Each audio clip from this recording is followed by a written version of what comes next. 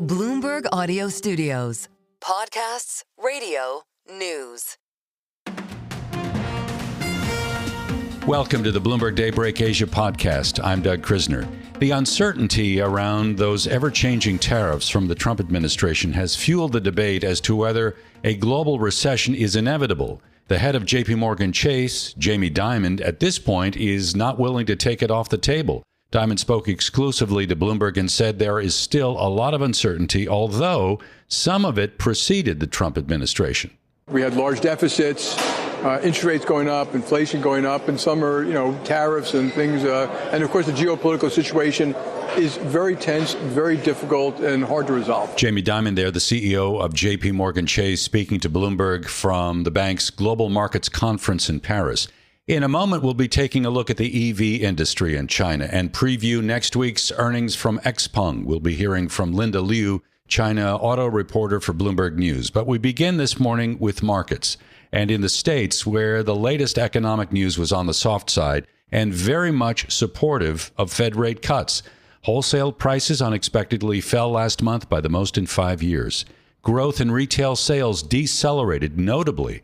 Factory production fell for the first time in 6 months, and confidence among home builders slumped. So now, at this point, markets are betting on at least 2 Fed rate cuts this year to prevent a recession.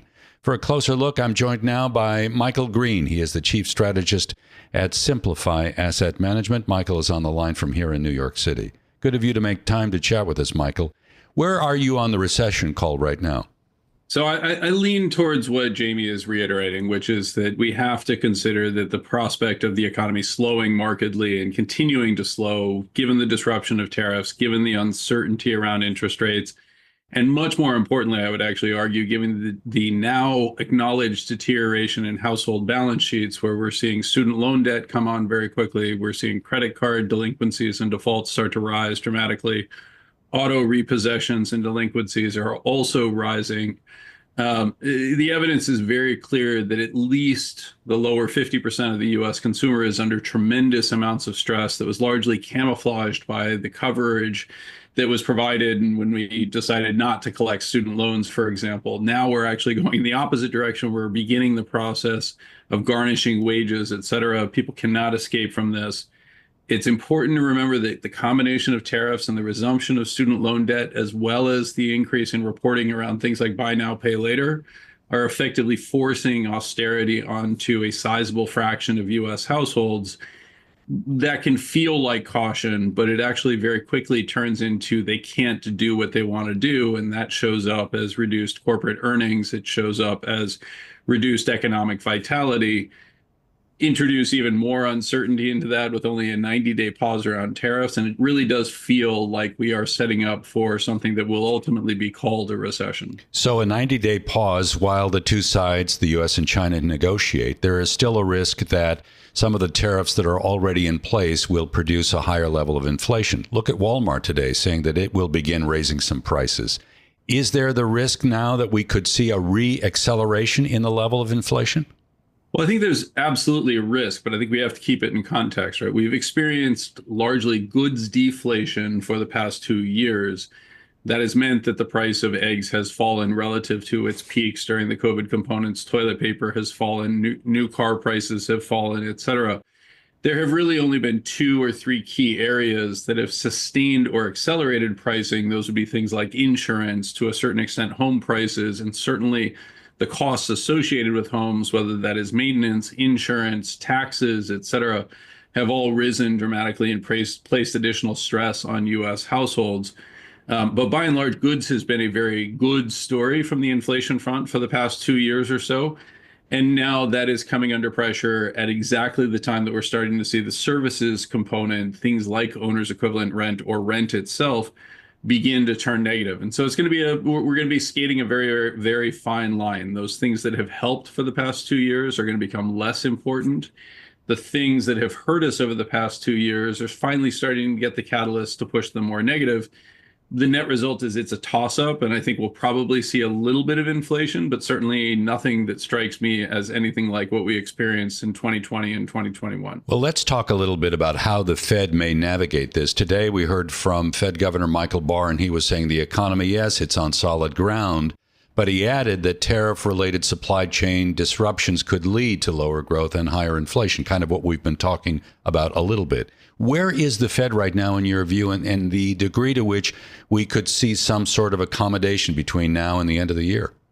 Well, I think it's really important to remember that when you introduce inflation, and I'm using that almost in air quotes, when you introduce inflation that is tied to tax increases, things like tariffs, et cetera, that's restrictive. It's not the sign of inflation that is being driven by excessive demand. It's being driven by costs that are being imposed upon the system.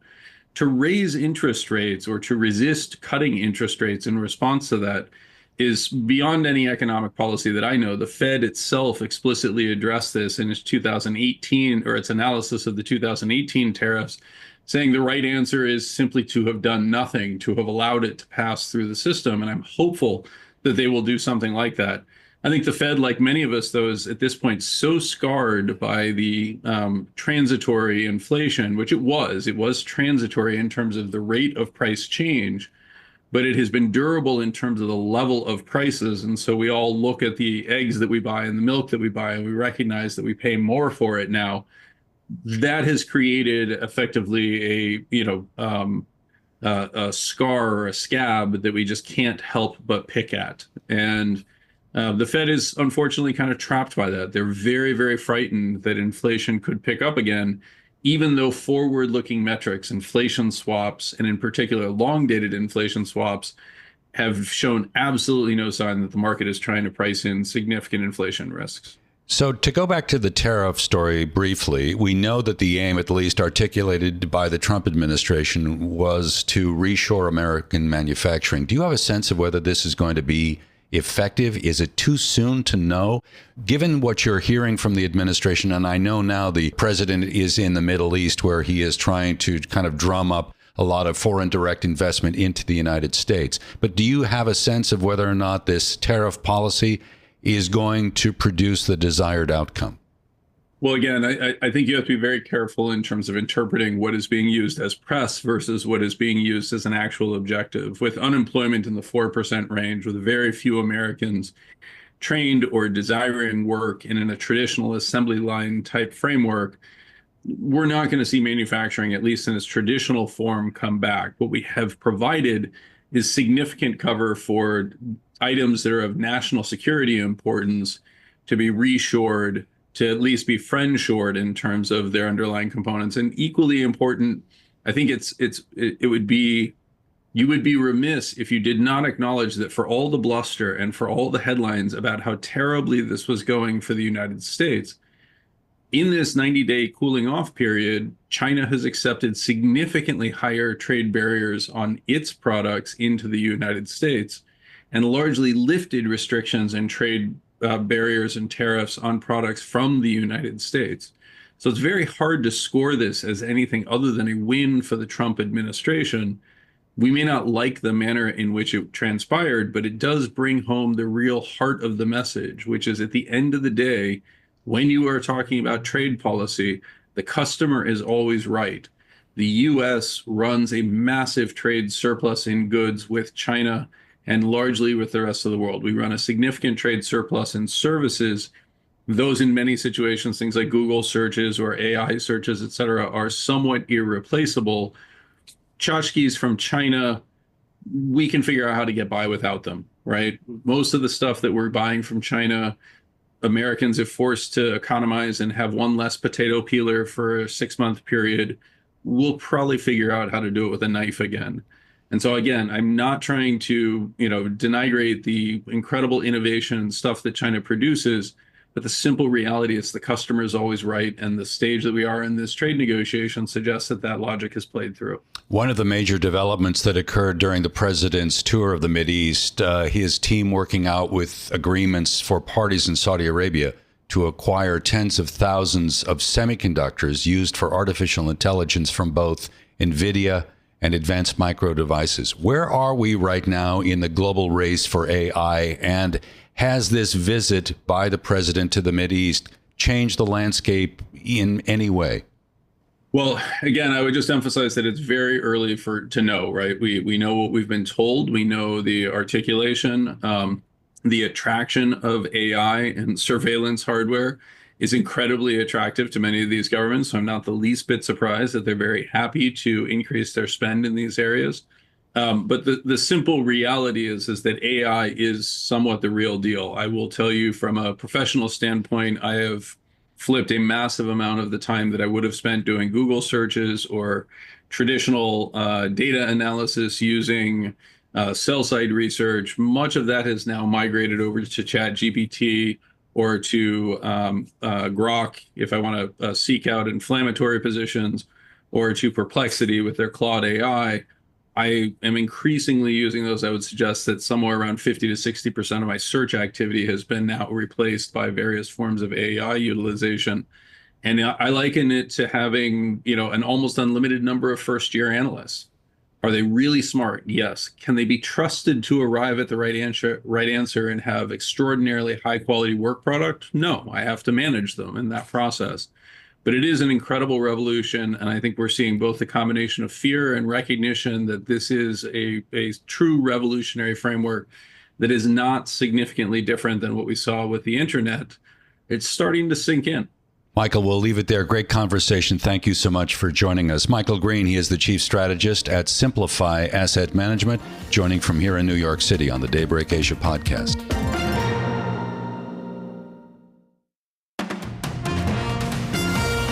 Welcome back to the Daybreak Asia podcast. I'm Doug Krisner. The Chinese EV maker XPeng is gearing up for its earnings report, and according to options data compiled by Bloomberg, XPeng shares may move by nearly 8%. XPeng, if you're wondering, is set to release results next Wednesday before the market opens. For a closer look now at what we may hear from this automaker, I'm joined by Bloomberg's Linda Liu. She is China Autos reporter. She's on the line from Hong Kong. Linda, thank you for making time to chat with me. This is such a competitive space when you talk about EV manufacturers in China. How does XPeng differentiate itself from the crowd? So XPeng is a really interesting EV maker. It's been touted as the Tesla of China because their advanced driver assistance technology that's similar to Tesla's FSD is considered one of the best in China. So they use that as a strong selling point to set themselves apart from the other competition, which can go from very affordable mass market models sold by BYD to very upscale, large family-size SUVs sold by rivals like NIO. There was recently the auto show in Shanghai, and I'm curious about what XPeng unveiled at that exhibit. It's actually, it was really funny at the Shanghai Auto Show because the object that stole the show was a humanoid robot that XPeng's CEO brought with him to the stage. And again, you can see the similarity to Tesla there, who is also working on their own humanoid robots. So the robots took a walk around the stage. But the CEO, also introduced new models for the company, as well as projecting very strong confidence for the rest of the year. Its sales have been on the roll. It's growing pretty fast. And that's driven largely by a new affordable model called the Mona, which they launched last year. So the year ahead, I think XPeng is very confident of a good performance. To what extent is this company looking to markets outside of China? I'm thinking in particular of Europe and perhaps to a lesser extent, South America. Yes, XPeng said that they are ramping up global sales. This year, they marked their expansion drive with a really big, glitzy event in Hong Kong where they invited media as well as EV owners to fly in from all over the world to see their latest flagship MPV, which is a luxury minivan launch. XPeng is going to start localizing production in Indonesia this year, and they said they've also set up operations in Germany. Obviously, Europe is going to be a very important market for them because it's a market where they're very friendly to EVs and has the spending power.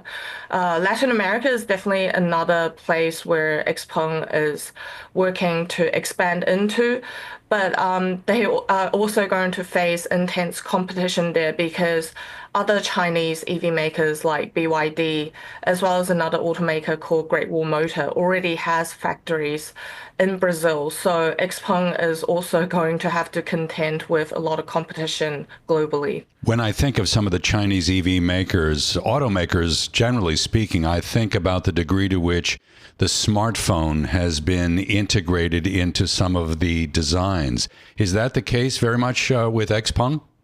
Yes, XPeng has a very, I would say, advanced infotainment system in their EVs. Although I would have to say that's becoming very common amongst Chinese EVs. So not only XPeng, you've got an actual smartphone maker, Xiaomi, that has entered the industry. Their first EV, the SU7, sold really well. And that just shows how fast the Chinese market is kind of adapting to this changing tastes. You've got customers that are very open to technology. So now cars are not just, I guess, a transportation tool that takes you from A to B, but people now also expect to be able to look up their routes on a very large screen mounted on the dash and be able to talk to their car as well as watch movies, because some of these cars have theater screens installed. So yeah, the tastes from Chinese customers are very tech focused. When you and I have spoken in the past about the EV market in China, one of the issues has been overcapacity, or certainly a crowded industry to the extent that we may see even more consolidation. Is that still the case right now?